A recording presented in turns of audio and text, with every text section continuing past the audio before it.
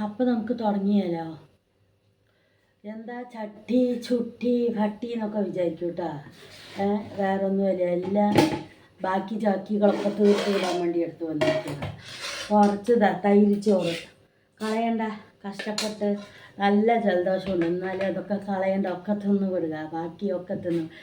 വലിയ ആൾക്ക് ഉണ്ടാക്കിയ ചപ്പാത്തി, മുട്ടക്കറി, പിന്നെ കഞ്ഞി, ഇതൊക്കെ കുടിച്ചിട്ട് ഇതൊക്കെ തിന്നിട്ടാണ് ഇങ്ങനെ വിചാരിക്കുക. ഒക്കെ തന്നെ, ഒക്കെ ബാക്കി ചാക്കിയൊക്കെ എല്ലാ അമ്മമാരും ചിരിക്കുകയൊന്നും വേണ്ട കേട്ടോ.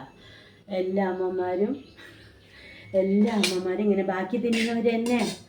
അപ്പോൾ രാവിലെ എല്ലാ ബാക്കി ഇതൊക്കെ ഒഴിപ്പിച്ച് ഒരു പാത്രത്തിലിട്ട് ചന്തത്തിൽ കൊണ്ട് നമുക്ക് വെച്ചിട്ട് തിന്നുമൊക്കെ ചെയ്യാം. ചന്തത്തിൽ വെക്കാനൊരു പാത്രം എടുത്താൽ അത് ഞാൻ തന്നെ കഴുകണമേ. ഇവിടെ ഒരു പാത്രം കഴുകാൻ വയ്യാതെയാണ് നമ്മളിരിക്കുന്നത്. ജലദോഷം പിടിച്ചിട്ടാണെങ്കിൽ അതിനേക്കാളും. ജലദോഷം പിടിച്ച വീഡിയോസൊക്കെ നിങ്ങൾ കണ്ടിട്ടുണ്ടാകുമല്ലോ അല്ലേ?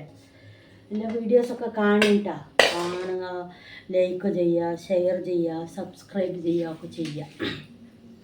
പിന്നെ രാവിലെ എണിച്ചാലോ കണ്ണുകടി, മൂക്കുകടി, കാതുകടി പറഞ്ഞ പോലെ സകല കടി. അതങ്ങനെ ഇനി കണ്ണിലെ ഡ്രോപ്സൊക്കെ ഒഴിച്ചിട്ട് ഇങ്ങനെ എണിച്ച് വരികയാണ്.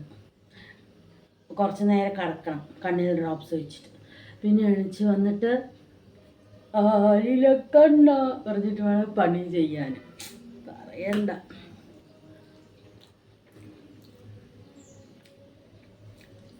സൂപ്പറായിട്ടുണ്ട്. 2 കോര അധികം കുരയ്ക്കണം ഇത് തിന്നിട്ട്.